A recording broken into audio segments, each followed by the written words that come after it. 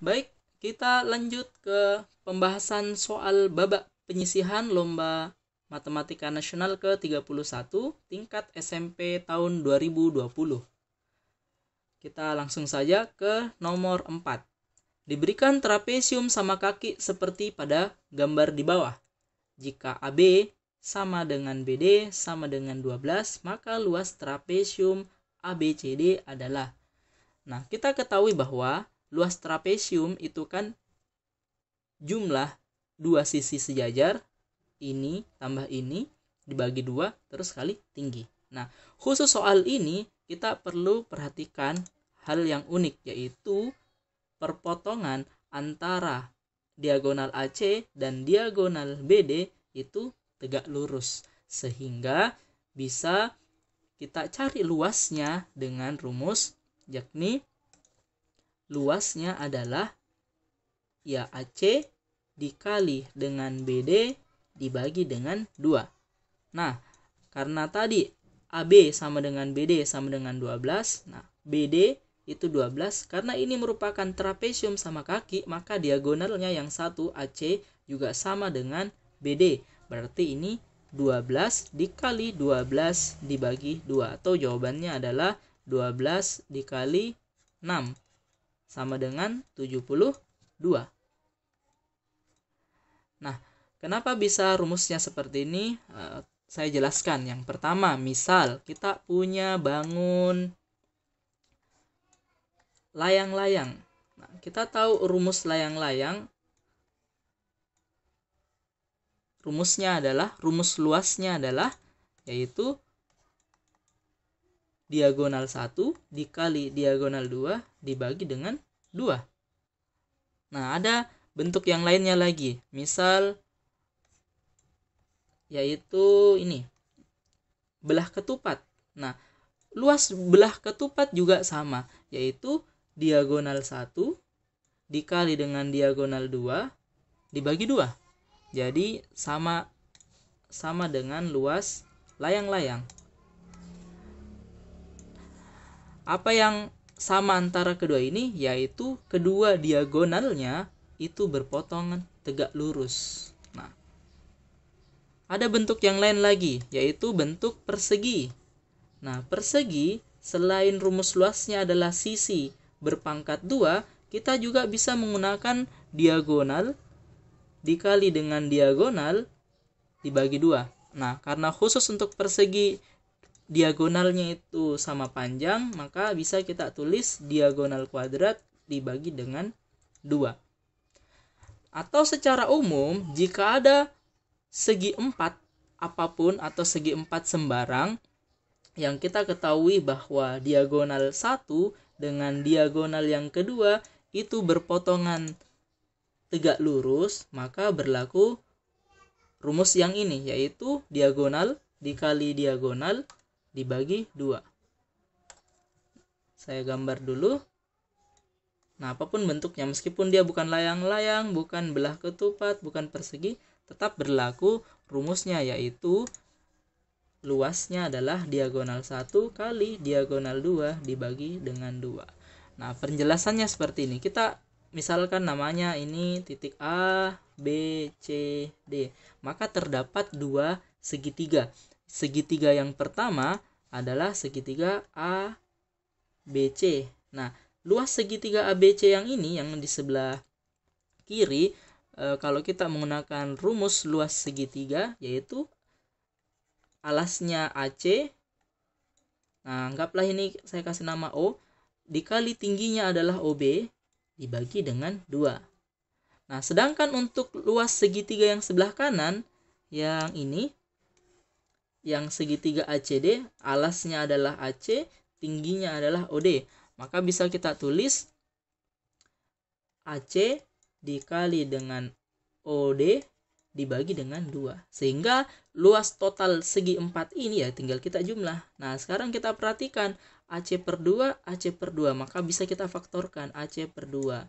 Nah, untuk yang sebelah kiri ini OB, untuk yang kanan ini hasilnya adalah OD. Nah, kalau kita perhatikan ke gambar, OB ditambah OD itu ya sama dengan BD. Sehingga bisa kita satukan ini sama dengan AC dikali BD dibagi 2. Itu alasan kenapa luas segi 4 dengan diagonal tegak lurus itu adalah perkalian diagonalnya dibagi 2. Bisa dipahami? Kita lanjut soal ke 5. Diberikan himpunan G 1A, A kuadrat, dan seterusnya sampai A pangkat 125. Banyaknya nilai A agar median dari G sama dengan min 1. Nah, kita perhatikan banyaknya anggota himpunan G, yaitu ini 125 tambah 1, yaitu 126. Nah, dari 126 anggota ini, kita urutkan dari yang terkecil, kita misalkan X1, X2, X3, sampai seterusnya yang paling besar anggaplah ya X126.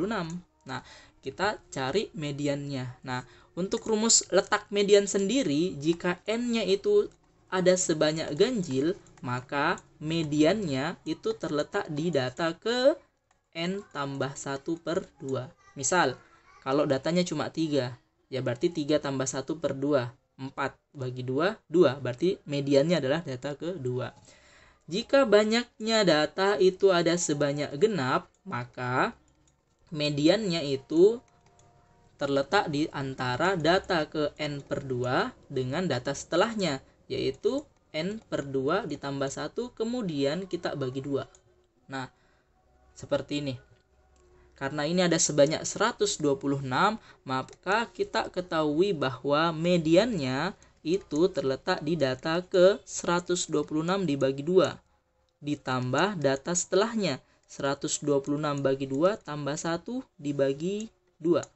Atau yaitu data ke 63 ditambah data ke 64 dibagi dengan 2. Nilai mediannya sendiri itu min 1. Nah, dari sini kita tahu bahwa ya supaya min 1 berarti ini itu nilainya harus minus 2. X 63 ditambah data ke 64 itu nilainya harus minus 2. Berikutnya kita tinjau nilai-nilai A. Nah, sekarang kalau kita perhatikan, karena jumlah X63 tambah X64 itu nilainya adalah negatif, maka tidak mungkin A-nya itu bernilai positif.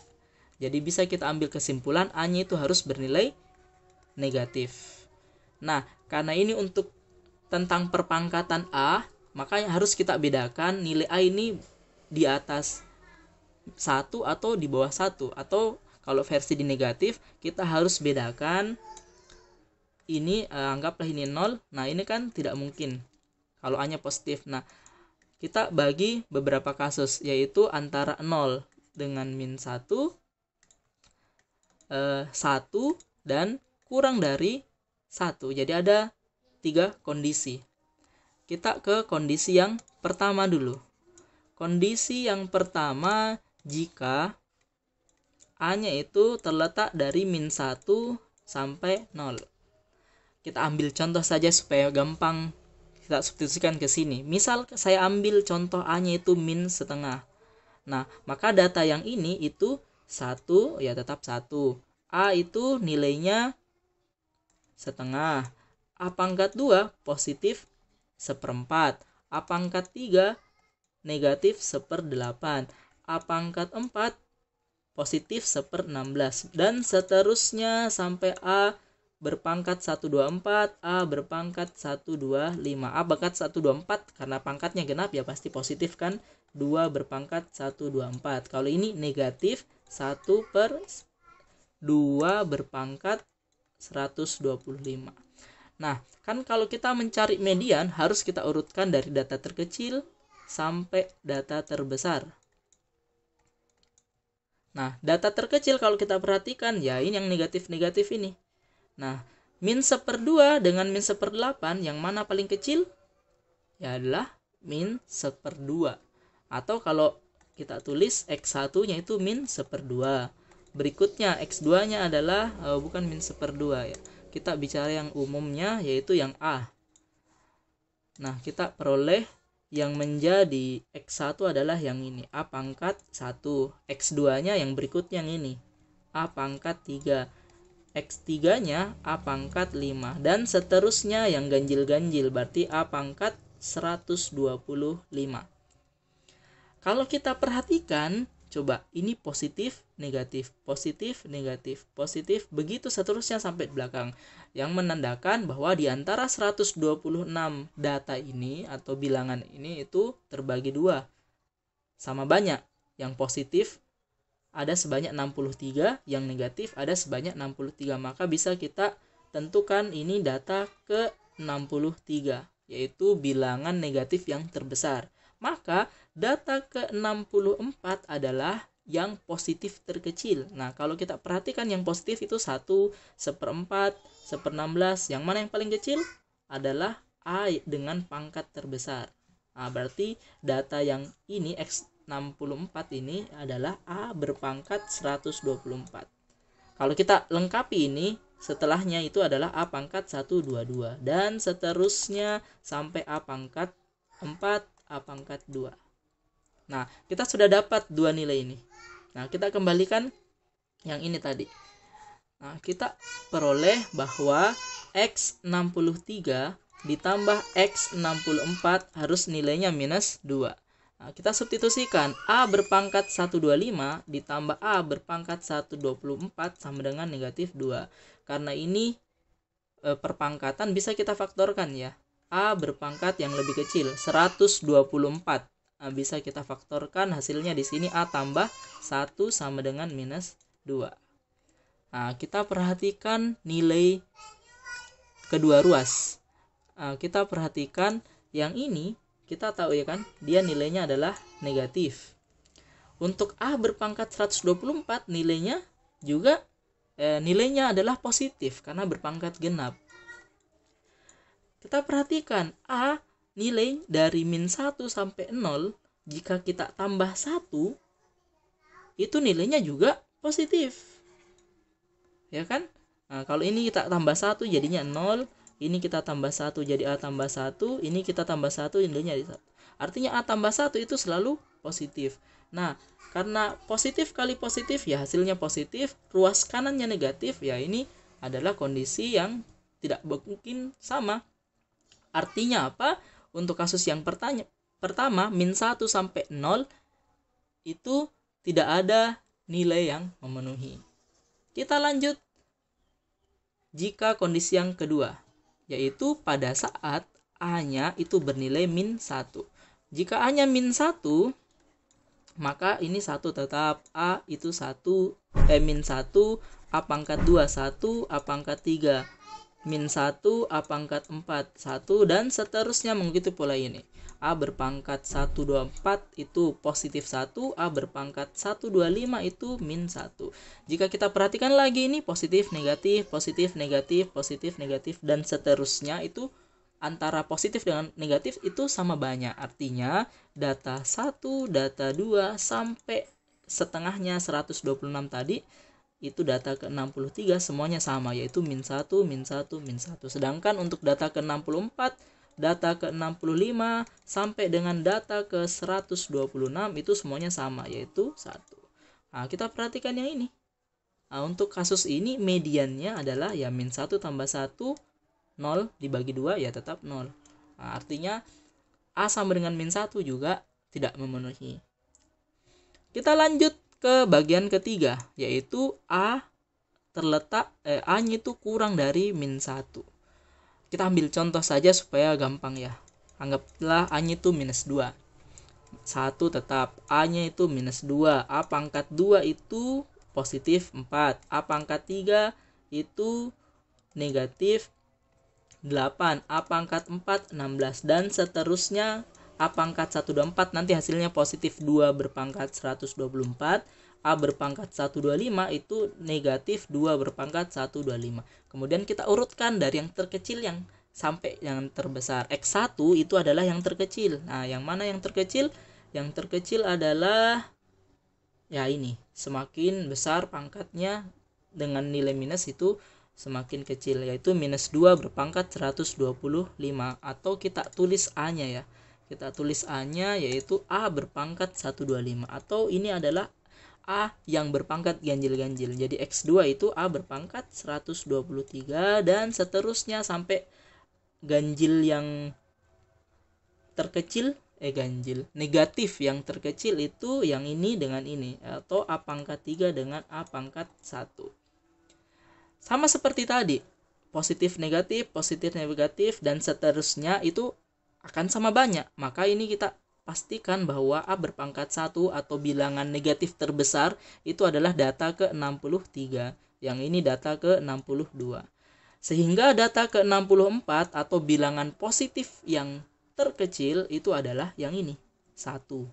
Terus kemudian kalau kita mau lengkapi data ke-65 itu A berpangkat 2, yang ini.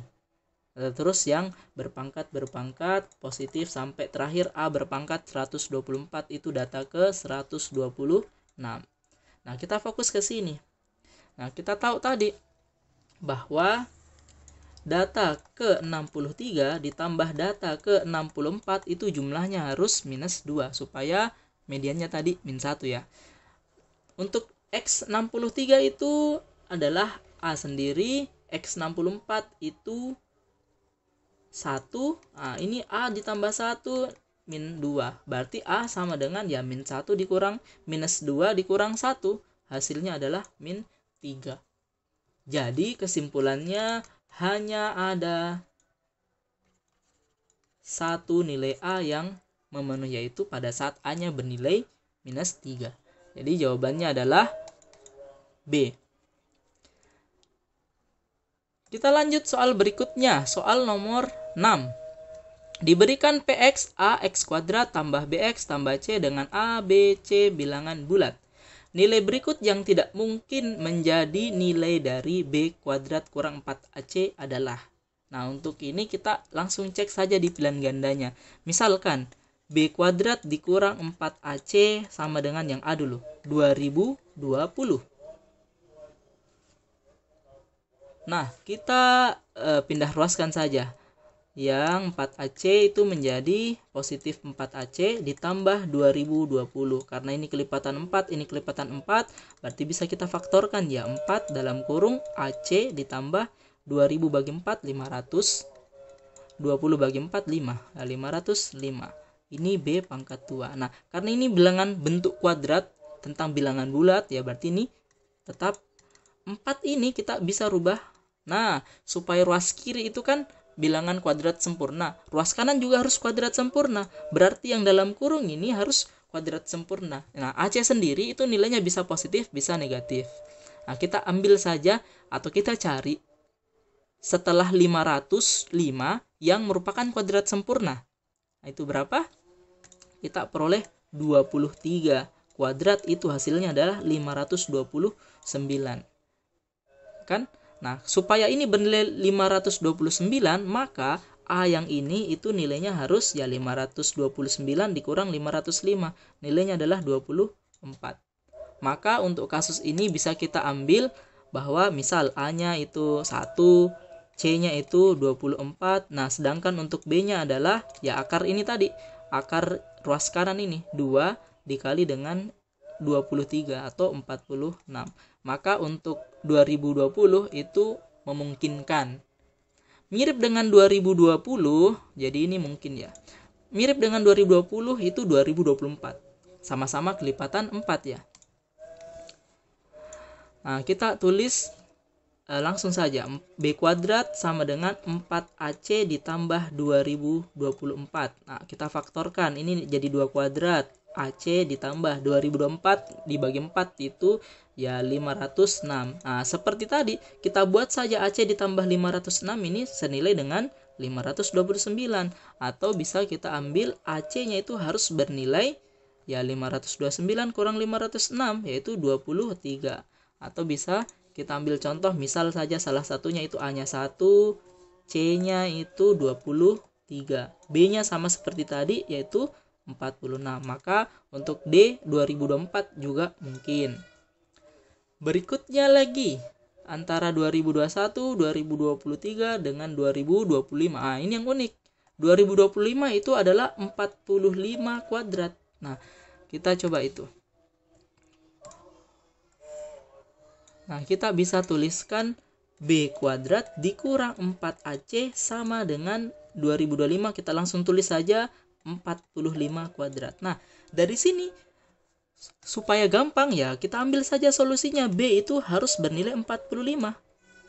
Nah, sedangkan AC itu nilainya harus 0. Nah, karena ini tentang bentuk kuadrat, ya biasanya A itu tidak boleh bernilai 0 ya. Bisa kita ambil A-nya 1, berarti C otomatis harus bernilai 0. Sehingga A 1, B 45, C 0. Memungkinkan B kuadrat dikurang 4AC itu bernilai 2025. Nah, kita lanjut antara 2021 dengan 2023. Ini yang unik. 2021 itu bisa kita nyatakan sebagai 2025 dikurang 4. Nah, atau kalau kita tulis B kuadrat dikurang 4AC sama dengan 2021, ini sama dengan 2025 dikurang 4. Nah, bisa kita ambil contoh seperti tadi, seperti yang bagian yang ini tadi E, yaitu ini kita pilih B-nya itu bernilai 45. Sedangkan 4AC itu bernilai 1. Ya otomatis A-nya itu 1, C-nya juga 1. Sehingga untuk opsi B itu juga memungkinkan. Berarti jawabannya adalah C. Nah, jika kita misalkan kita mau jelaskan kenapa bisa 2023 itu tidak mungkin, ya misal kita buat persamaannya saja dulu. B kuadrat dikurang 4AC sama dengan 2023. Kita cek nilainya, ganjil genapnya. Ruas kanan ini kan ganjil ya, berarti otomatis ruas kiri juga ganjil. Nah, kita tahu 4AC karena dikali 4 itu selalu bernilai genap. Nah, dari supaya ruas kiri sama dengan ruas kanan, maka B-nya ini harus berupa bilangan ganjil. Supaya ganjil kurang genap itu hasilnya adalah ganjil. Karena ganjil, maka bisa kita misalkan B-nya itu model bisa kita misalkan 2N tambah 1. Kita substitusikan ke sini. Kita kuadratkan. Hasilnya adalah 4N kuadrat ditambah 4N ditambah 1. Dikurang 4AC sama dengan 2023. Nah, ini coba perhatikan. 4N kuadrat, 4N, 4AC. Semuanya adalah kelipatan 4. Bahkan bisa saya faktorkan. N kuadrat ditambah N dikurang AC. Nah, untuk satunya ini kita pindahkan ke kanan. Jadi kurang menjadi 2022. Nah, 2020 sendiri itu kalau kita bagi 4, itu hasilnya adalah 505. Masih ada sisanya 2. Nah, ruas kiri adalah kelipatan 4. Ruas kanan bukan kelipatan 4. Maka C ini adalah 2023 ini tidak mungkin. Bisa dipahami? Terima kasih.